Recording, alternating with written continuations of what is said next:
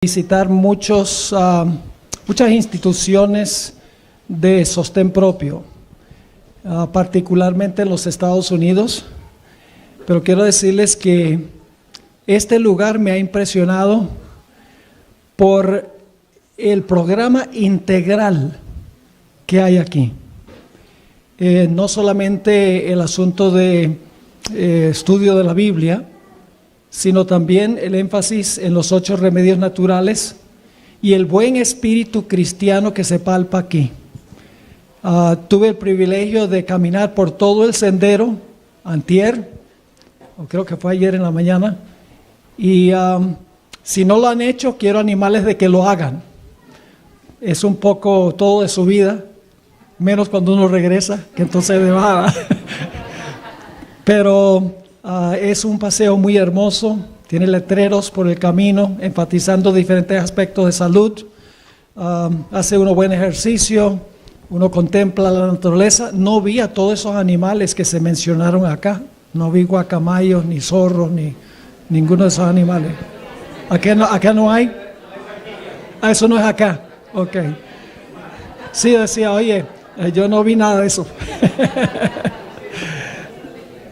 Pero vale la pena cuando regresemos a nuestras iglesias, dejarles saber a las iglesias que existe esta institución y que tienen un excelente programa y animarlos que asistan el próximo año a la convención si Jesús no ha venido. Bien, queremos esta tarde hablar de las implicaciones de lo que hemos estado trazando hasta ahora. Hemos hablado sobre el sábado en las primeras 2 presentaciones. Ahora queremos hablar un poco sobre lo que está pasando hoy en día. Pero antes de hacerlo queremos orar, así que vamos a inclinar nuestros rostros. Padre Celestial, gracias te damos porque podemos estar en este hermoso lugar. Un lugar a donde impera el amor de Cristo. Un lugar a donde podemos disfrutar la naturaleza. Y podemos también disfrutar de la amistad cristiana y además de eso estudiar tu palabra, cantar alabanzas a tu nombre y hablarte en oración. Pedimos que nos acompañes esta tarde al estudiar este tema tan importante en cuanto a lo que está sucediendo hoy. Manténnos despiertos, con mente abierta, corazón dispuesto y también, Señor, derrama tu espíritu sobre nosotros para que estas verdades no queden con nosotros, sino que podamos compartirlas con los que están pereciendo en este mundo. Gracias por escucharnos, te lo imploramos en el nombre de Jesús. Amén. Una cita que siempre me ha impresionado del Espíritu de Profecía se encuentra en el Conflicto de los Siglos, página 595. Es muy bien conocida. Dice así: pero Dios tendrá en la tierra un pueblo que sostendrá la Biblia y la Biblia sola como piedra de toque de todas las doctrinas y base de todas las reformas. Ni las opiniones de los sabios, ni las deducciones de la ciencia, ni los credos o decisiones de concilios tan numerosos y discordantes como lo son las iglesias que representan, ni la voz de las mayorías, nada de esto, ni en conjunto ni en parte, debe ser considerado como evidencia en favor o en contra de cualquier punto de doctrina. Antes de aceptar cualquier doctrina o precepto, debemos cerciorarnos de si los autoriza un categórico Jehová. Ese es el lema de la Iglesia Adventista. Ahora, en nuestros primeros 2 temas hemos hablado sobre diferentes aspectos relativos al sábado. Hay un punto que cuando presento este tema sin los primeros 2 temas, siempre traigo a colación, pero no lo voy a repetir acá. Y es que claramente, según la Biblia, los días de la creación fueron días literales de 24 horas como los conocemos nosotros hoy. Es decir, los días de la creación fueron días iguales a los días que nosotros tenemos hoy. Y la semana de 7 días es la misma semana de 7 días que existió al principio. La razón por la cual recalco este punto es que Satanás ha hecho muy buen trabajo, porque Satanás también hace buen trabajo, pero algún día va a pagar la pena por eso.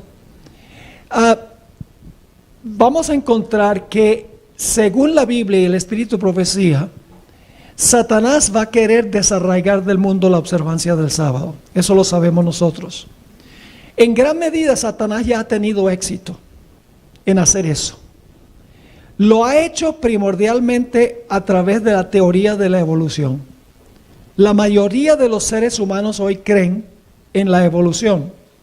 Así que Satanás ha logrado en gran medida destruir la idea de una creación literal en 7 días literales y ha llevado a la gente a aceptar la teoría de la evolución que exige millones de años para que llegara a existir lo que nosotros conocemos hoy. Ahora, a pesar de que la Biblia, sin excepción, se refiere al sábado como el sábado del Señor tu Dios, los 2 papas más influyentes del presente, de años recientes, han dicho que el relato de la creación es simbólico y que este mundo no llegó a existir por una creación especial sobrenatural en 7 días, sino que han declarado que el mundo y todo lo que está en el mundo llegó a existir por evolución. Ahora, es interesante que estos 2 papas, el primero de ellos Juan Pablo II, quien gobernó por mucho tiempo, y más recientemente Francisco I, han documentado que ellos en realidad no creen en el relato de la creación, creen que todo llegó a existir por evolución. Quiero leerles una cita de un discurso que dio el Papa Juan Pablo II a la Academia Pontificia de las Ciencias el 22 de octubre de 1996. Voy a leer una porción de lo que él dijo. Pero antes de leer este comentario del Papa Juan Pablo II, quiero mencionarles que a partir del año 1950, la Iglesia romana comenzó a abrir la puerta a la idea de que este mundo llegó a existir por evolución. En ese año, el Papa Pío XII publicó una encíclica que se llama Humane Generis, que significa el origen de la humanidad o el origen del hombre. Y allí, por primera vez oficialmente en la Iglesia Católica, se abrió la posibilidad de que este mundo llegó a existir por evolución. Y claro, el Papa dijo, bueno, una vez que llegó a desarrollarse un simio muy desarrollado, tal vez un gorila o algo así, entonces Dios intervino y le dio un alma. Pero el simio fue el resultado de millones y millones de años de evolución. Así que el Papa Pío XII dijo, bueno, vamos a abrir la puerta porque la evolución a través de millones de años es posible. Bueno, en realidad el Papa Juan Pablo II fue un poco más allá. Y quiero leerles la cita que les mencioné. Hoy, Juan Pablo II hablando, hoy, casi medio siglo después de la publicación de la encíclica que les mencioné, Humane Generis, los nuevos descubrimientos nos han llevado a reconocer que la teoría de la evolución no es tan solo una hipótesis. ¿Qué está diciendo Juan Pablo II? Que la teoría de la evolución no solo es una ¿qué? Una hipótesis. Sigue diciendo, es extraordinario que esta teoría ha sido progresivamente aceptada por los investigadores, como resultado de una serie de descubrimientos en los varios campos de estudio. La convergencia de estos descubrimientos, es decir, el hecho de que se han hecho descubrimientos en las diferentes ciencias, dice, la convergencia de estas investigaciones que se condujeron independientemente una de la otra es en sí un argumento significativo en favor de la teoría. Así que ahora Juan Pablo II está diciendo, ya no es solo una hipótesis. Dice, las diferentes disciplinas científicas, la biología, la microbiología, la química, etcétera, han demostrado, según él, que la teoría ya no solo es una teoría, sino que estas disciplinas ofrecen un argumento significativo en favor de la teoría. Quiero leerles la respuesta de un periodista a este discurso del Papa Juan Pablo II. En realidad, este periodista fue muy franco. Escribió que en realidad no se puede reconciliar la idea de la creación con la idea de la evolución. El Papa trata de decir, bueno, sí, Dios intervino y creó, pero Dios creó a través de la evolución. En realidad, este escritor va a decir, es imposible reconciliar la idea de que Dios es el creador y que todo existió, que el método que usó Dios fue el método de la evolución. Este artículo apareció en un periódico, la Chicago Tribune, que es el periódico principal de la ciudad de Chicago. Creo que es la cuarta ciudad más grande de los Estados Unidos. El 25 de octubre de 1996. Y escribió lo siguiente. En una declaración importante sobre la posición de la Iglesia Católica Romana en cuanto a la evolución, el Papa Juan Pablo II anunció que la teoría es más que una hipótesis y que la evolución es compatible con la fe cristiana. En un mensaje que escribió a la Academia Pontificia de las Ciencias, el Papa dijo que la teoría de la evolución ha sido reforzada por estudios y descubrimientos científicos que se han hecho desde el tiempo de Charles Darwin. Ahora va a decir, si se toma el relato literalmente, la perspectiva bíblica del origen de la vida y el punto de vista científico de Darwin parecieran ser irreconciliables. Según el relato de Génesis, la creación del mundo y de Adán, el primer ser humano, tomó 6 días. Según los científicos, el proceso de la evolución, con sus mutaciones, selección natural y la supervivencia y proliferación de las nuevas especies más aptas, ha tomado billones de años. Así que este escritor dice, no se pueden reconciliar esas dos ideas, de que Dios usó la creación como su método, que la evolución como su método de creación. Dice, o es una cosa o es la otra cosa. Ahora, el Papa Francisco fue aún más explícito. Quiero leer lo que dijo el Papa Francisco. En realidad, él dijo que él cree que el universo se originó con el Big Bang. ¿Han oído hablar del Big Bang? Que hubo una pequeña partícula en alguna parte del universo y hubo una explosión y entonces empezó a crear el universo y eso comenzó el proceso hace 13,000 millones de años, según los científicos.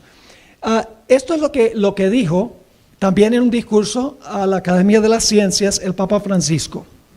El Big Bang, que hoy aceptamos como el origen del mundo, está diciendo que él lo acepta, que aceptamos, la Iglesia Romana. El Big Bang, que hoy aceptamos como el origen del mundo, no contradice la intervención de un creador divino, sino que la requiere. La evolución en la naturaleza no es incompatible con la noción de la creación, ya que la evolución requiere la creación de seres capaces de evolucionar. Es decir, Dios comenzó el proceso, incorporó en el proceso la capacidad de las cosas a evolucionar hasta llegar a donde estamos ahora. Así que Dios intervino originalmente. Sigue diciendo, cuando leemos el relato de la creación en el Génesis, corremos el riesgo de imaginarnos a Dios como un mago con una varita mágica que le permite hacer todo, pero no es así. Palabras del Papa Francisco I, un hombre que no cree en la creación. Es más, en su encíclica Laudato Si, el Papa claramente dijo que el relato de Génesis es un relato simbólico, es decir, no se puede tomar literalmente. Así que la teología oficial de la Iglesia Católica enseña que este universo, este mundo, todo llegó a existir por un largo proceso de evolución que tomó no solo millones, sino billones de años. Ahora, esto tiene implicaciones muy serias y quiero compartir algunas de esas implicaciones con ustedes. Si no tomamos literalmente el relato de la creación como aparece en Génesis, corremos el peligro de eliminar básicamente todo el plan de la salvación, toda la teología bíblica. Déjenme darles algunos ejemplos. Según la Biblia, el matrimonio debe ser entre un hombre y una mujer. Génesis dice que el matrimonio debe ser heterosexual, ¿sí o no? Sí.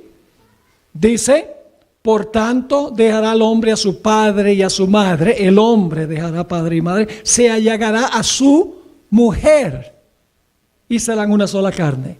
Dios estableció el matrimonio heterosexual. Pero ¿qué sucede si esa parte del relato de Génesis no ocurrió como dice Génesis? Entonces cualquier clase de matrimonio es aceptable, porque no tenemos ninguna autoridad bíblica que nos dice que tenemos que tener un matrimonio heterosexual. ¿En qué se basa la distinción de género? ¿Cuántos géneros creó Dios? Creó Dios. Dice, varón y hembra los creó. Pero ¿qué sucede si el relato de la creación no ocurrió literalmente, sino que es simbólico? Entonces no hay una base bíblica para decir que hay dos géneros. Se puede tener 50 o 60 géneros como la gente está diciendo hoy en día, porque se deshicieron de la base bíblica donde dice que hay dos géneros. Pero es más serio aún. ¿Qué sucede con el sábado si el relato de la creación no fue literal? No se puede decir que debemos guardar el sábado, al menos que Dios fundó el sábado literalmente, como dice el libro de Génesis. Además de eso, el Papa Francisco contradice su propia teoría. La evolución funciona a base de la supervivencia del más fuerte. Se conoce como selección natural. Es decir, el fuerte gana y el débil desaparece. Ese es el principio fundamental de la evolución. Pero este Papa ha dicho, los fuertes deben ayudar a los débiles. Los ricos deben ayudar a los pobres. Los que están sanos deben ayudar a los enfermos. Su consejo contradice la evolución, porque esa no es la forma como la evolución funciona. Además de eso, hay otra implicación, y es ¿cuánto tiempo más tenemos que esperar hasta que concluya y culmine el proceso de evolución? ¿Cuánta esperanza nos da de un clímax del proceso evolutivo? ¿Qué hace con la segunda venida? Destruye la idea de una segunda venida inminente. ¿Y saben algo? ¿Cuántos de ustedes han oído alguna vez a Francisco I hablar de la segunda venida como la gran esperanza del planeta Tierra? Nunca. Porque el concepto que tiene el papado no es que este mundo va a mejorar porque Cristo va a venir del cielo y va a hacer cielos nuevos y tierra nueva. El papado enseña que la iglesia toma las riendas del poder civil, resuelve todos los problemas de la sociedad para establecer una sociedad ideal, una era de oro en el planeta Tierra. Desde el tiempo de San Agustín, ese ha sido el concepto de la Iglesia Católica. Es más, ellos interpretan la piedra de Daniel el capítulo 2 como la iglesia. Es decir, la iglesia es la que va a destruir a todos los reinos de la tierra y entonces la iglesia llegará a ser un imperio universal. No creen que la piedra que golpea la imagen representa la segunda venida del Señor Jesucristo. ¿Cuánto tiempo más entonces tenemos que esperar para que Dios haga cielos nuevos y tierra nueva? Si estamos en el proceso de la evolución, ¿cuánto tiempo más, cuántos millones de años más hasta que se resuelvan todos los errores y las fallas del proceso evolutivo? Además de eso, la teoría que sostiene el Papa Francisco I y la Iglesia Romana malogra y mancha el carácter de Dios. Es un ataque en contra de la omnipotencia de Dios. Y ustedes dicen, ¿por qué? Yo pregunto, ¿acaso Dios no tiene suficiente poder como para haber creado todo desde un comienzo? Que tenga que usar un método de largo tiempo de sufrimiento, de desaparición de especies, de crueldad. ¿Acaso Dios no es suficientemente poderoso como para hablar y que las cosas salgan bien desde un principio? Es un ataque frontal contra la omnisciencia y la sabiduría de Dios. ¿Acaso Dios no es suficientemente sabio como para hacer todo perfecto, todo funcionando con precisión desde un comienzo? Es un ataque también frontal contra el amor y la misericordia de Dios, porque los que han estudiado la evolución saben que es una teoría muy cruel, donde hay mucha muerte, mucho sufrimiento, mucha crueldad en el proceso de desaparecer especies y que sobrevivan las especies más fuertes o más poderosas. ¿Cómo es que Dios, un Dios que se preocupa cuando un ave, cuando un pájaro cae de un árbol, un Dios que cuida de los lirios del campo, un Dios que tiene contados los cabellos de nuestra cabeza, cómo es que Dios puede haber usado un método tan cruel como el método de la evolución para crear lo que existe en el mundo? Además de eso, es un ataque frontal contra la redención. Déjenme darles la secuencia de por qué. La Biblia enseña que Dios creó a Adán y Eva perfectos, sin pecado. La Biblia también nos dice que los dos pecaron. Y cuando pecaron, el virus del pecado se extendió a toda la raza humana.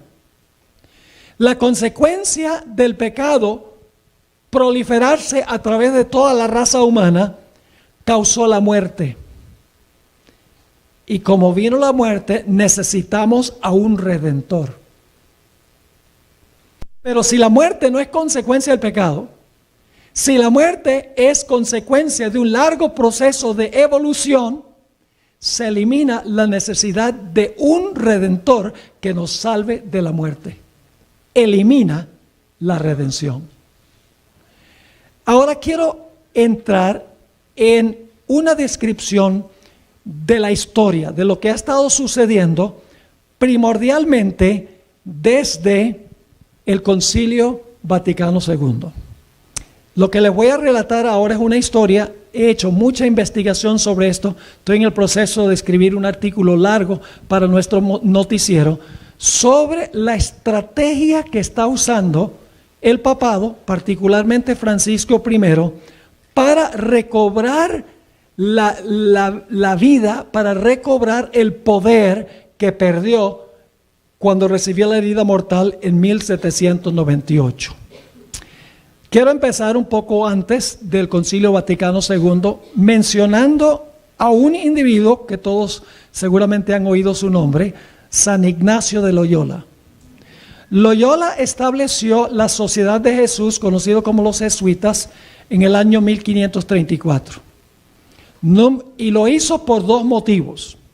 En primer lugar, para proteger la autoridad del Papa, y en segundo lugar, para proteger los dogmas de la Iglesia. Esos fueron los dos motivos expresados por Loyola mismo. Primero, para defender la autoridad del obispo de Roma, y en segundo lugar, para defender los dogmas o las doctrinas de la Iglesia Católica.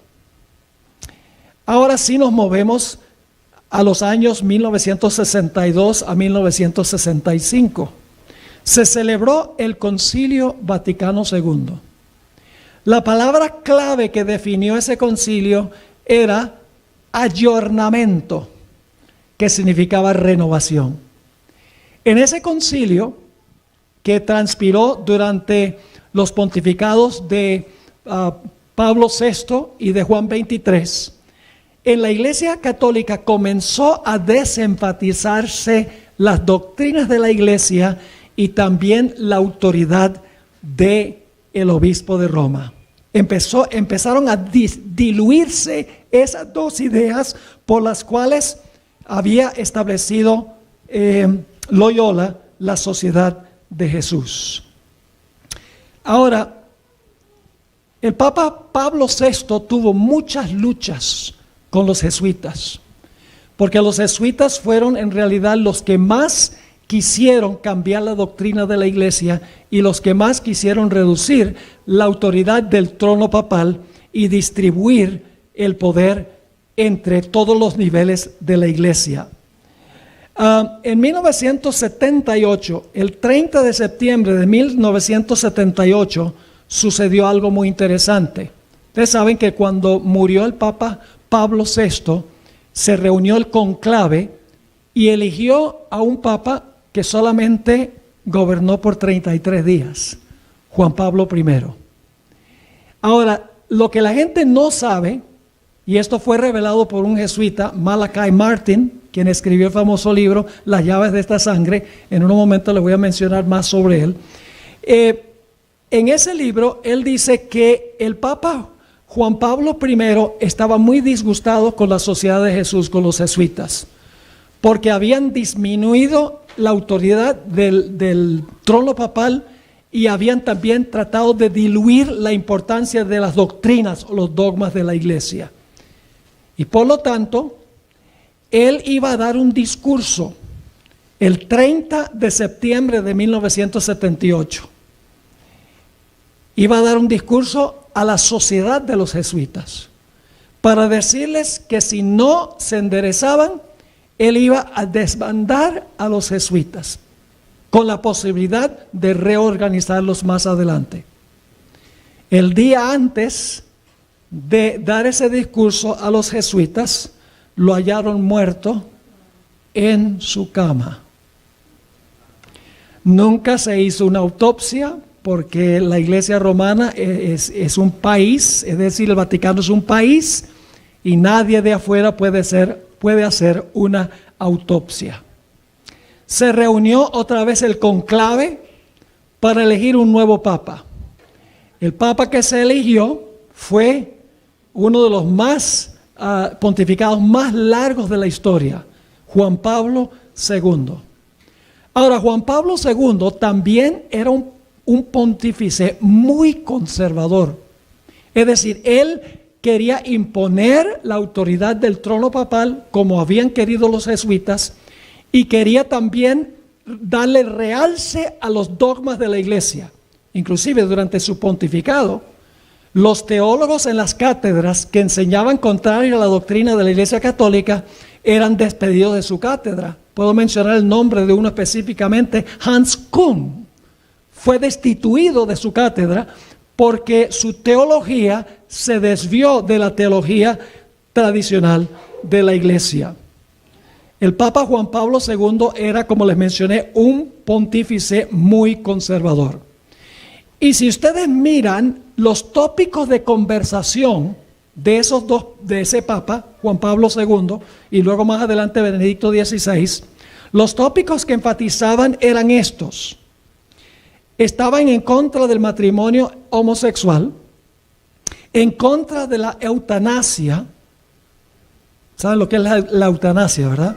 En contra de la eutanasia, en contra del aborto, en contra del LGBTQ ¿Saben qué es eso, verdad? La idea de que se debe aceptar básicamente cualquier orientación sexual. Ellos hablaban fuertemente en contra de estas prácticas que estaban infiltrándose en la sociedad. Estos dos papas, Francisco I, no Francisco I, sino Juan Pablo II y el Papa Benedicto XVI, también eran enemigos mortales del socialismo o del comunismo. El problema es que los gobernantes del mundo para ese tiempo, particularmente las Naciones Unidas, no les gustaban los tópicos de conversación de estos dos papas, Juan Pablo II y Benedicto XVI. Ellos no querían que se hablara en contra del aborto porque las Naciones Unidas está a favor. No querían que se hablara en contra de la eutanasia. Los gobiernos del mundo están a favor de eso, generalmente hablando, hay excepciones. No querían que se hablara en contra del matrimonio homosexual porque en realidad las Naciones Unidas a ellos no les va ni les viene con quien una persona se casa. Es decir, los tópicos de conversación de Juan Pablo II y de Benedicto XVI no eran los tópicos que querían escuchar los gobernantes del mundo. Además de ser tradicionalista, como les mencioné, y conservador teológicamente, Juan Pablo II le declaró la guerra al bloque soviético, luchando contra el socialismo de Rusia y de Europa oriental. Por el otro lado, en los Estados Unidos, Ronald Reagan trabajó con el Papa Juan Pablo II para derribar el bloque comunista en Europa Oriental y en lo que había sido la Unión Soviética. Durante la presidencia del presidente Reagan, y él fue presidente de los Estados Unidos durante varios años en que Juan Pablo II también era papa, que se sentó en el trono papal. Durante ese tiempo, ustedes recordarán que hubo serios problemas en Nicaragua con los sandinistas. Tal vez algunos no sepan que los sandinistas eran mayormente sacerdotes católicos, marxistas. Sacerdotes tomaban las armas. Yo he dado esta charla en otros dos lugares y ha habido gente de Nicaragua y después han venido y han dicho, pastor, eso es exactamente lo que sucedió en Nicaragua durante ese tiempo. Es decir, los jesuitas tomaron las armas, eran los líderes del movimiento marxista o comunista allí en Nicaragua. Pues el Papa hizo una visita en 1983 allá a Nicaragua y fue tratado con desdén por los líderes marxistas, por los sacerdotes y en realidad las muchedumbres abucheaban al Papa Juan Pablo II hasta el punto de que se enojó el Papa y empezó a gritar en contra de ellos. En 1987, 2 años antes de la caída del muro de Berlín, Malachi Martin escribió un libro muy importante. Nosotros conocemos el libro Las llaves de esta sangre. Llegó a ser un libro muy famoso en círculos adventistas, donde él escribió sobre la lucha entre el capitalismo, el comunismo y el papado por el dominio del mundo. Pero Malachi Martin escribió otro libro. El nombre del libro, Los Jesuitas, y un subtítulo, Cómo los jesuitas han traicionado a la Iglesia Católica. Y Malachi Martin era jesuita, amigo íntimo de Juan Pablo II. Como les mencioné, cuando Juan Pablo II visitó a Nicaragua en 1983, marzo de 1983, los sacerdotes sandinistas lo trataron con desdén, abucheándolo públicamente. Y el Papa describe cómo eso fue muy doloroso ver cómo el sumo pontífice, que debía ser la autoridad máxima en la iglesia, fue tratado con tanto desdeño, y cómo los sandinistas reinterpretaron la teología de la iglesia diciendo que todas las historias de la Biblia, como por ejemplo la historia del Éxodo, eso no pasó como dice la Biblia, sino que describe simbólicamente la lucha de los marxistas contra los gobiernos democráticos del mundo. El 28 de febrero del año 2013, Benedicto XVI renunció del trono papal. Mucha gente piensa que fue por el problema del abuso de los niños. Estaba mucho en las noticias. La Iglesia Católica tenía mal nombre porque como que Benedicto encubrió muchos de los episodios de los sacerdotes que abusaron de los niños. Pero en realidad hubo otra razón. Y esa otra razón es que Benedicto XVI era un papa conservador como Juan Pablo II. Es más, el papa Benedicto XVI, antes de ser papa, fue director de lo que antes se llamaba la Inquisición. Y él también destituyó a teólogos de la Iglesia Católica que discrepaban de las doctrinas o los dogmas de la Iglesia. La Iglesia Romana, los jesuitas, que ahora se habían tornado muy fuertes en la Iglesia Católica, ellos querían en realidad tomar las riendas. Y el Papa Benedicto XVI no estaba bailando conforme a la música de ellos. No ha de sorprendernos que cuando Benedicto renunció a su cargo, el conclave eligió al primer papa jesuita de la historia, Francisco I. El papado necesitaba un papa más liberal, que no se enfocara en los dogmas de la Iglesia, ni en la autoridad del trono papal, y que no hablara sobre los tópicos de conversación tradicionales de los otros dos papas conservadores, para que la Iglesia romana pudiese ser aceptada por los gobiernos del mundo. Elena White escribió algo muy interesante. Es la mejor descripción que yo he encontrado del papado en cualquier parte. Escribió lo siguiente: forma parte de su política, del papado, asumir el carácter que le permita realizar mejor sus propósitos, pero bajo la apariencia variable del camaleón, oculta el veneno invariable de la serpiente. La Iglesia romana no cambia, lo que cambia es su forma de operación. Pero la Iglesia romana es la misma Iglesia. Ahora, durante el pontificado de Francisco I, han cambiado radicalmente los tópicos de conversación. Solamente se han estado leyendo las publicaciones del Vaticano y han estado leyendo los periódicos, sabrían que los tópicos de conversación ahora no son los mismos de los dos papas anteriores, los dos papas conservadores, que querían preservar la teología católica y querían preservar la autoridad del trono papal. Ahora los tópicos de conversación son el cambio climático, la pobreza, redistribuir la riqueza de los países ricos a los países pobres, el bien común, la inmigración libre y la salvación del núcleo familiar. Esos son los nuevos tópicos de conversación. Ya casi no se toca nada sobre el aborto, sobre la eutanasia, sobre LGBT. Es más, le preguntaron al Papa Francisco qué pensaba del matrimonio homosexual y dijo: ¿quién soy yo para juzgar?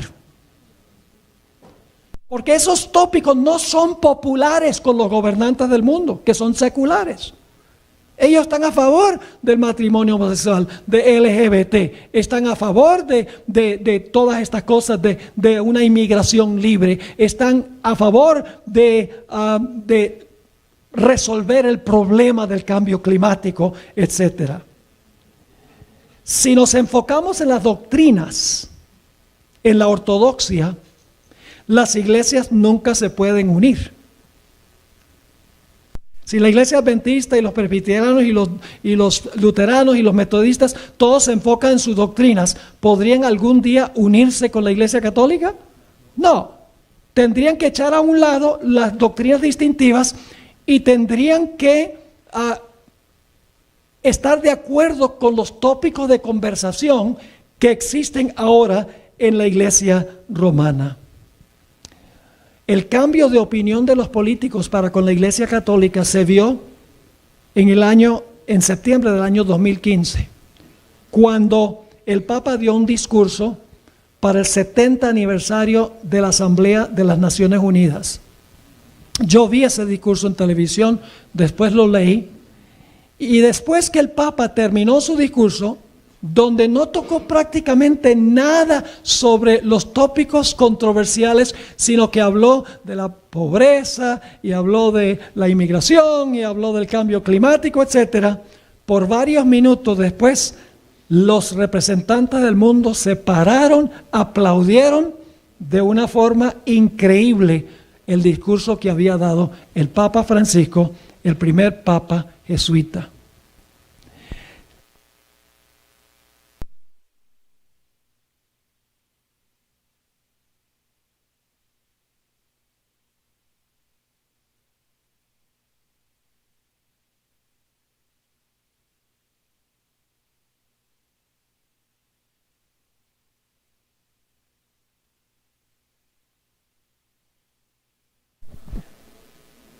Le metieron la del conejito a este. Volvemos. Podemos captar este nuevo énfasis del papado sobre otros asuntos que no son doctrinales por una entrevista que hizo un periodista italiano con el nombre de Giuseppe Rusconi. Le hizo la entrevista Arturo Sosa Abascal. Ahora, tal vez ustedes no sepan quién es Arturo Sosa Abascal. ¿Saben ustedes que el líder de los jesuitas se llama el Padre Superior, verdad? Es el Papa Negro. No porque es negro, sino porque se viste de negro. El Papa se viste de blanco. En realidad, el Papa Negro tiene más poder que el Papa que se sienta en el trono papal, en el Vaticano. Arturo Sosa Abascal es venezolano. Fue elegido por el Papa Francisco I el 14 de octubre del año 2016 como el Padre Superior número 31 de la Sociedad de Jesús. ¿Ustedes saben lo que está pasando ahora en Venezuela? ¿Por qué el Papa eligió a un Padre Superior de tal vez el país más comunista, más socialista que existe en el mundo hoy? Porque el Papa es jesuita, el Papa está a favor de todas las causas comunistas. Yo inclusive digo que el Papa es comunista. La gente no me cree, la gente dice, está exagerando. Pero en realidad, toda la discusión del Papa Francisco I es la agenda del socialismo o del comunismo. Ahora, ¿cuánto han oído ustedes decir al Papa en cuanto a lo que está pasando en Venezuela? Nada. ¿Cuánto han oído decir sobre lo que está pasando en Nicaragua? Nada. ¿Cuánto han oído al Papa decir sobre lo que está pasando en Cuba? Nada.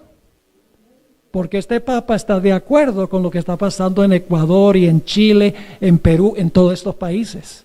Porque en realidad es un movimiento dirigido por el socialismo o por el comunismo. Porque esa es la agenda del Papa Francisco I. Se hizo una entrevista a Arturo Sosa Abascal, lo hizo Giuseppe Rusconi, el 18 de febrero del año 2017. Y le preguntó este periodista al Papa si él creía que se podía casar un hombre con otro hombre o una mujer con otra mujer. Y esta fue la pregunta que le hizo.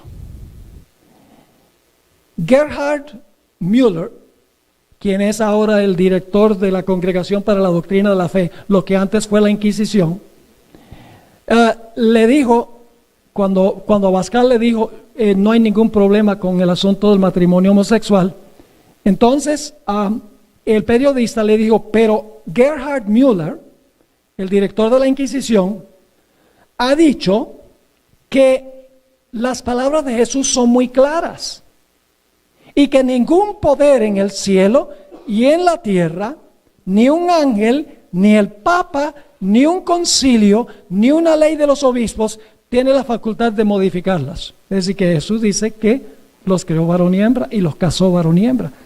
Y el director de la Inquisición dijo, ningún poder en el cielo ni en la tierra, ni un ángel, ni un papa, ni un concilio, ni una ley de los obispos tiene la facultad de modificarlas. Fíjense la respuesta que dio Abascal, una típica respuesta jesuita. Antes que nada, sería necesario comenzar una buena reflexión sobre lo que verdaderamente dijo Jesús. En esa época nadie tenía una grabadora para registrar sus palabras.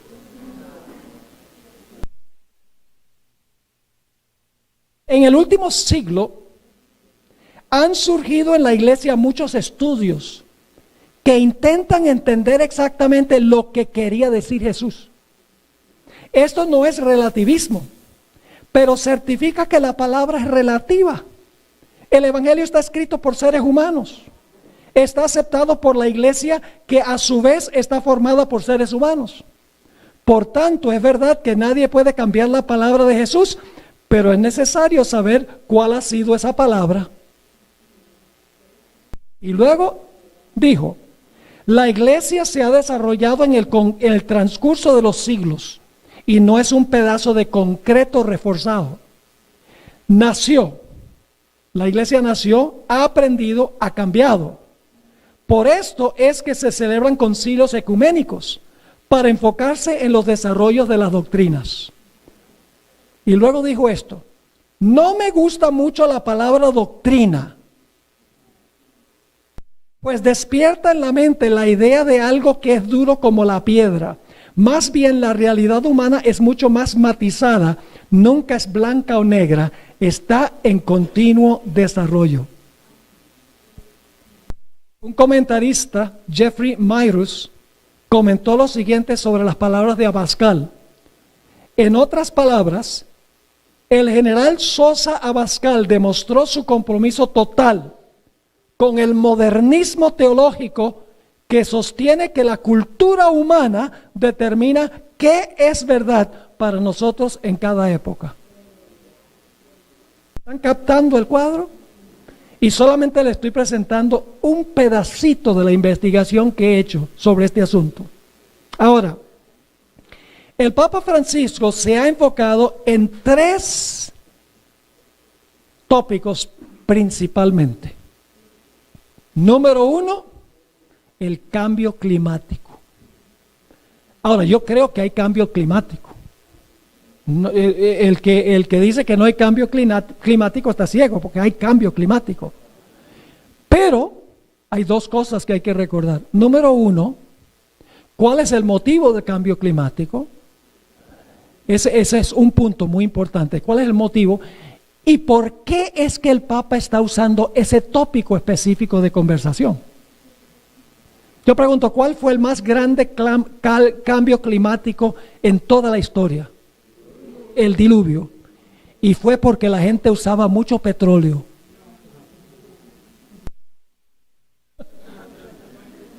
¿Qué fue?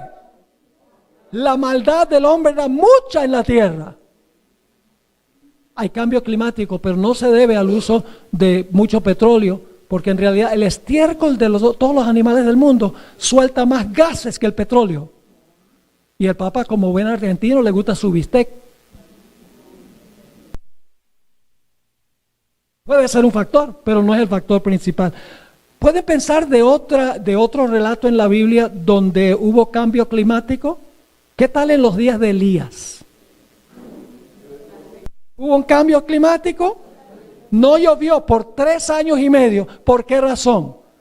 Porque la gente tenía muchos aires acondicionados. No, ¿por qué? Por la maldad que había en Israel. Y uno no oye nada como explicación del cambio climático de este asunto. El propósito por el cual ha adoptado el tópico del cambio climático es porque eso es lo que quieren los gobiernos del mundo. Y él quiere echarse al bolsillo los gobiernos. ¿Por qué razón? Porque la herida mortal, hermanos y hermanas, la herida mortal no significa que la Iglesia Católica desapareció. La herida mortal no es a la Iglesia Católica. La herida mortal es al papado. Dice, bueno, ¿qué es el papado? El papado es la unión de la Iglesia con el Estado. La herida mortal significa que el Estado le quitó su apoyo. Para sanarse la herida, ¿qué tiene que pasar? Los gobiernos del mundo tienen que hacer lo que el papado quiere. Ese es el sanamiento de la herida mortal. Así que, aún antes de ganarse a los protestantes, el papado tiene en primer lugar que echarse al bolsillo a los gobernantes del mundo, porque quiere usarlos para cumplir sus propósitos, y para eso tiene que usar los tópicos de conversación que les gusta a los gobiernos del mundo. El cambio climático es uno de ellos. Y el Papa ha conectado el cambio climático con el sábado. Él dice, el planeta necesita un día de descanso. ¿A que no adivina qué día dice es? El domingo.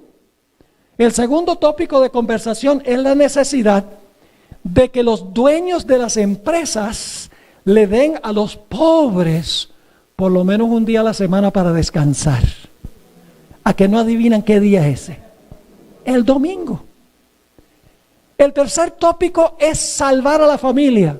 Y yo tengo citas y discursos que el Papa ha dado en diferentes sitios, artículos que ha escrito, donde dice que la familia tiene mucho ajetreo, está en movimiento todo el tiempo, no tiene tiempo para comer juntos ni para ir a la iglesia, nada. La familia necesita por lo menos un día que sea para la familia.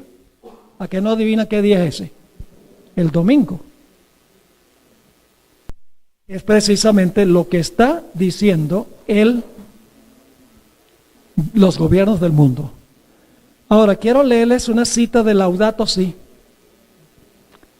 donde dice el Papa Francisco I, el domingo, la participación en la Eucaristía tiene una importancia especial. Ese día, es decir, el domingo, así como el sábado judío, se ofrece como día de la sanación de las relaciones del ser humano con Dios, consigo mismo, con los demás y con el mundo. Pero la Biblia dice que el sábado es para eso. El sábado es para reconciliar o establecer una relación fuerte entre el hombre y Dios, con uno mismo, con los demás y con el medio ambiente, con el mundo. Estas causas son loables, pero el Papa se equivocó de día. El mundo necesita saber lo que está pasando. Yo no soy muy dado a creer en conspiraciones, pero después de haber leído el libro de Malachi Martin, escrito en 1987, escuchen bien, 1987, ¿hace cuántos años es eso? Hace 32 años. Lo que él escribió en ese libro está pasando al pie de la letra hoy. Y él fue jesuita y murió bajo circunstancias misteriosas también. Ahora quiero terminar mencionando lo que mencioné anteriormente. Y es que el conflicto final no tiene que ver primordialmente con días, sino con autoridades. El papado no puede conservar el sábado como día de reposo, porque si conserva el sábado, está diciendo que cree en el relato de la creación. Tiene que establecer otro día, que es un día rival, el domingo. La Biblia sencillamente dice que al final de la historia, los que observan el domingo a sabiendas que la Biblia dice que es el sábado, van a recibir la marca de la bestia, porque aceptan la autoridad del poder que profesa haber cambiado. Por el otro lado, están aquellos que van a obedecer a Dios, por amor a Dios lo van a obedecer, aún a riesgo de entregar sus vidas para serle fieles a Jesús. Ellos recibirán el sello de Dios. Detrás de los días está cuál autoridad obedecemos nosotros. La autoridad de Dios, que estableció el sábado como señal, o la autoridad de la bestia como la señal que la bestia estableció. Esa será la prueba final. Y escuchen bien, Dios levantó a esta iglesia, la iglesia adventista del séptimo día, para un tiempo como este. Nuestro nombre es providencial. ¿Cómo? ¿Que es providencial? Sí. La palabra adventista, ¿qué significa? Creemos que va a haber un fin sobrenatural, milagroso, instantáneo, donde Jesús vendrá para arreglar este mundo. Séptimo día, que nos dice que creemos que el relato de la creación ocurrió literalmente como dice la Biblia. Creemos en un comienzo divino y en un fin divino. Nuestro nombre es un nombre evangelístico que el mundo necesita conocer y entender. Padre Celestial, gracias te damos porque nos has llamado de las tinieblas a tu luz admirable. Gracias, Padre, porque nos has llamado para pertenecer a este gran movimiento adventista. La última esperanza para el mundo, porque no hay otra iglesia que tenga el mensaje que nosotros. Y lo digo no por arrogancia, sino porque es la verdad, que tenemos el mensaje para el mundo al final de la historia. Ayúdanos, Señor, a no esconder este mensaje bajo un admud, sino que lo proclamemos con vigor, con claridad, para que la gente pueda entender cuáles son los asuntos que van a dividir al mundo y puedan colocarse del lado del Señor. Gracias te damos por haber estado con nosotros. Pedimos que nos sigas acompañando en la reunión que sigue y también en las reuniones que restan. Te lo pedimos en el nombre precioso de Cristo nuestro Salvador. Amén. Amén.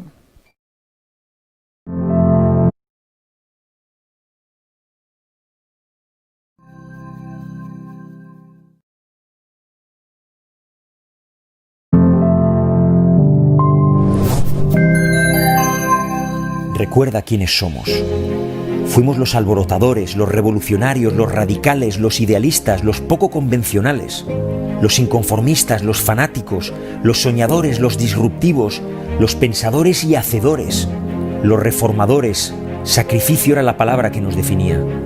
Puedes citarnos o no estar de acuerdo con nosotros, seguirnos u oponerte, pero lo único que no puedes hacer es ignorarnos, porque cambiamos las cosas, aceptamos responsabilidades, somos líderes en los negocios, inventores, influencers, innovadores, empresarios, amos y no esclavos de las circunstancias.